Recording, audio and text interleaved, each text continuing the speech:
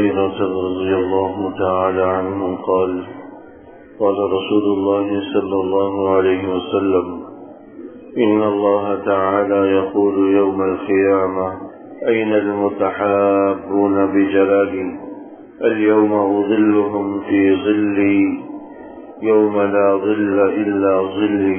حضرت ابو ہریرہ رضی اللہ تعالی عنہ سے حضور علیہ الصلوۃ والسلام کی حدیث مبارک منقول ہے.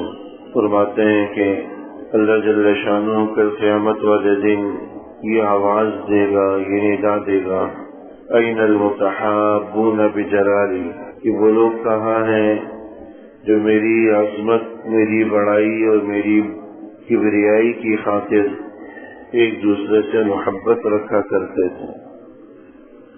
الیوم اظلهم فی ظلی، آج میں انہیں اپنے سائے میں جگہ دوں گا. یوم لا ظل الا ظلی، کیونکہ آج وہ دن ہے کہ جس دن میرے سائے کے سوا کوئی اور سایہ موجود نہیں ہے.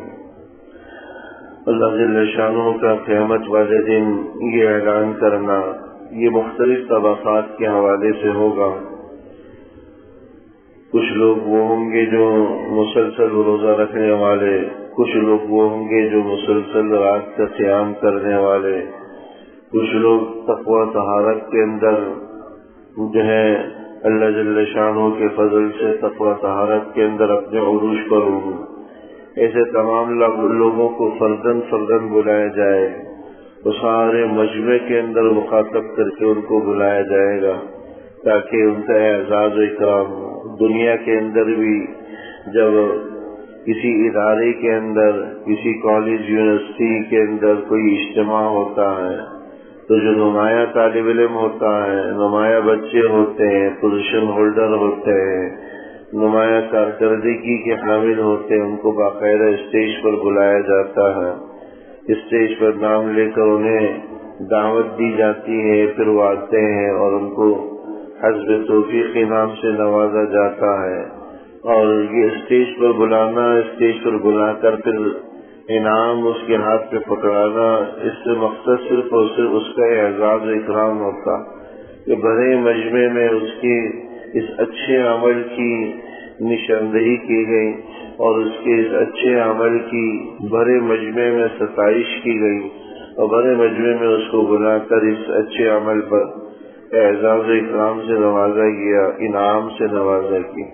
تو مقصد لوگوں کے سامنے اس آدمی کی اعزاز و تکریم ہوتی ہے اور اس آدمی کا منصب اونچا کرنا ہوتا ہے.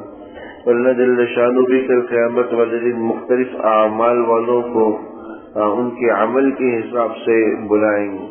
اسی لیے علماء نے لکھا کہ کل قیامت والے دن لوگوں کی جو پہچان ہوگی وہ لوگوں کے اعمال سے ہوگی، ناموں سے نہیں ہوگی، حسب و نسب سے نہیں ہوگی، خاندان سے نہیں ہوگی، قومیت، وطنیت یا لسانیت سے نہیں ہوگی، زبان سے نہیں ہوگی کہ فلاں زبان بولنے والے، فلاں بولی بولنے والے کہاں ہیں، فلاں ملک کے رہنے والے کہاں ہیں، فلاں مسلک کے پیروکار کہاں ہیں، فلاں جو ہے جماعت والے کہاں ہیں. یہ پہچان نہیں ہوگی کل قیامت والے. ہاں پہچان یہ ہوگی کہ راتوں کو اٹھ کر نمازوں کا اہتمام کرنے والے لوگ کہاں ہیں، دن بھر روزہ رکھنے والے لوگ کہاں ہیں، قرآن کریم کو محبت سے تلاوت کرنے والے لوگ کہاں ہیں. اسی طرح اس حدیث میں بھی آیا کہ این المتحابون بجلالی، اللہ آواز دے گا کہ میری عظمت، میری بڑائی، میری کبریائی کی خاطر ایک دوسرے سے محبت رکھنے والے کہاں. اس کا مطلب یہ ہے کہ ان کا آپس میں تعلق رکھنا صرف اس نیت سے ہو کہ ہم اللہ کی عظمت کو بیان کریں، اللہ کی کبریائی کو بیان کریں، اللہ کی بڑائی کو بیان کریں.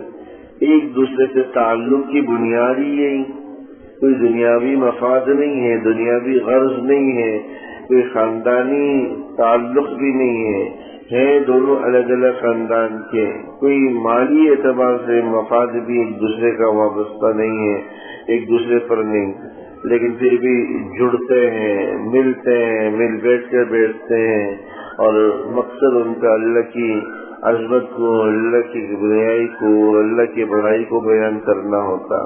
تو تو اعزاز و تکریم کے طور پر اللہ جل شانہ آواز دے گا، ایک جماعت اٹھے گی اور پھر اللہ اس کو اپنے عرش کے سائے کے نیچے جگہ عطا فرمائے گا۔ اللہ فرمانے اذلهم فی ظلی، کہ آج میں انہیں اپنے سائے میں جگہ دوں گا۔ اپنے سائے سے مراد عرش کا سایہ ہو سکتا ہے، اپنے سائے سے مراد اللہ جل شانہ کا اپنی حفاظت میں لے لینا، یہ بھی مراد ہو سکتا ہے۔ اللہ اپنی حفاظت میں لے لیں گے قیامت کی ہولناکیوں سے، قیامت کے دہشت ناک مناظر سے، کیونکہ جو قیامت کے ہولناک اور دہشت ناک مناظر ہیں وہ بڑے سخت قسم کے، قرآن کریم نے اس کا نقشہ کھینچا ہے۔ یا ایھا الناس ان زلزلۃ الساعۃ شیء قریب، کہ جو قیامت کا جو زلزلہ ہوگا وہ بہت قریب ہے۔ اسی طرح فرمایا کہ جو حاملہ عورت ہوگی وہ قیامت کے ہولناک منظر کی وجہ سے اپنے حمل کو ضائع کر دے گی، لوگوں پر مدہوشی اور بے ہوشی کی کیفیت طاری ہوگی، وہ ہولناک منظر ہو۔